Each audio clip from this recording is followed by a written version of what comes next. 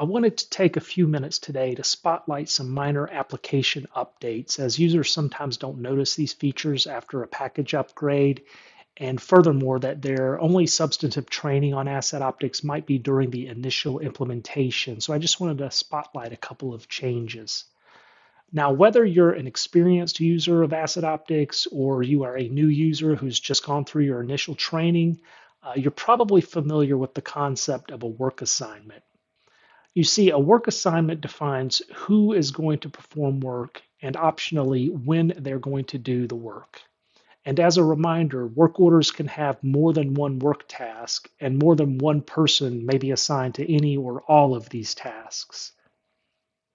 Now, all versions and releases of AssetOptics include the dispatch console. The dispatch console lets managers perform time of day scheduling for work tasks and to do that on a resource calendar.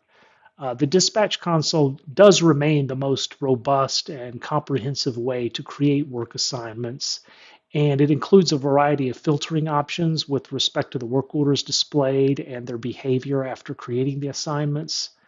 And it's especially valuable for multi-site implementations where the scheduler may be in a different time zone even than the crew members, because the dispatch console will always be displayed in the target crew's time zone. You don't have to do any math in your head. Now, if you're not familiar with the dispatch console, this is not a training video on that. I will leave links in the video description below to our 15-minute training video, as well as a link to our knowledge base article on dispatch console. Now, in addition to, or even in lieu of dispatch console, you may be familiar with the fact that users can always create work assignments directly from the work order.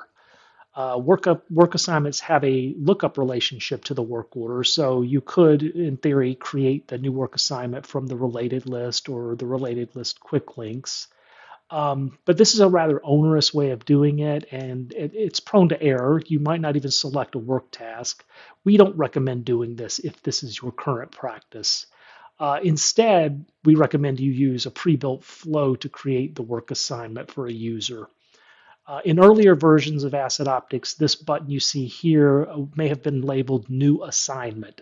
We've updated that label to Assign to User to distinguish it from a very similar button labeled Assign to Crew Member, and we will also see that in a couple of minutes. Assign to User is designed to be very fast and simple to use. There are not a lot of parameters to select or change during the process. If there's more than one work task on the work order, you'll be asked to select which one. Otherwise, you'll just go straight to selecting the user's name before proceeding on to create the record. The user's work assignment schedule will be displayed once they've been selected, and you will default to this week's view. You can toggle to a monthly view if you prefer, as well as navigate forward or backwards in time using the arrows. If you get lost, you can click Today and it brings you home. Now, important to note about Assign to User.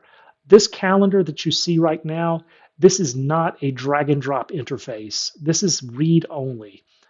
The idea here is that you can quickly see what the user's schedule looks like, what their workload is, and when they're available to be assigned this additional work. So it's really for informational purposes.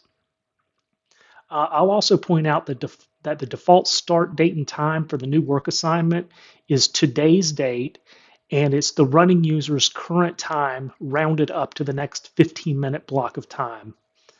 In other words, if I'm running this flow at 9:23 a.m., the default start time for the new assignment is going to be 9:30 a.m. I can choose any date and time I wish here just by using the drop downs.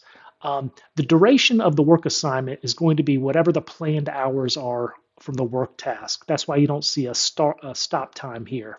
So if the planned hours is 30 minutes, then the scheduled stop time is going to be 30 minutes beyond whatever the scheduled start time is.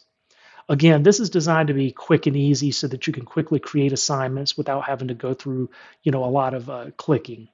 You can, of course, always go back and edit the work assignment as necessary later on. As I mentioned a couple of minutes ago, there's also this new assign to crew member action.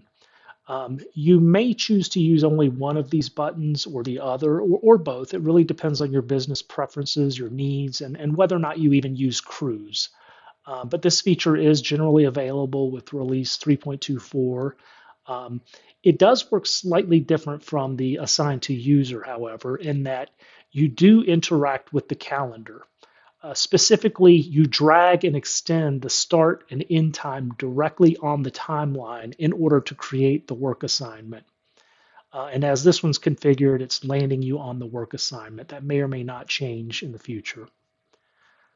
Now, last thing here, I would like to show you this new component that's on the crew page that lets you view all of the work assignments for a selected crew, and it does also give you some limited edit options. You must click the View Assignments button in order for this parameter to be passed into the component, select the crew, that is. From there, you can see all the crew's assignments. The color coding for stopped, started, and new is the same here as it is in the dispatch console. It's controlled by the same metadata types. Now, or custom settings rather. You can reassign work by dragging the blocks to another crew member. You can also change the duration, the beginning and end of the work assignment by very similar to the dispatch console. Likewise, you can also cancel a work assignment simply by dragging it to the trash can. Um, Note one thing here, though. You can't create new work assignments in this component.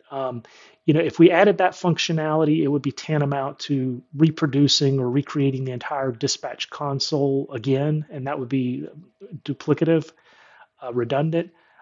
This tool, as well as the other features we've discussed thus far, are really designed to be like quick but small, minor process improvements to make your life easier. And the last remark on that really is that, AssetOptics is constantly under development. So some or all of these features may appear slightly different in your org, or they may be relabeled, or they may not be deployed at all, depending on what your admin wants and what your users need. But I did want to highlight some of these recent updates to the application because I know a lot of folks don't get exposure to this, once their org gets upgraded. Anyway, if you have any questions, shoot us an email at support@assetoptics.com. And as always, we welcome your feedback. Thank you.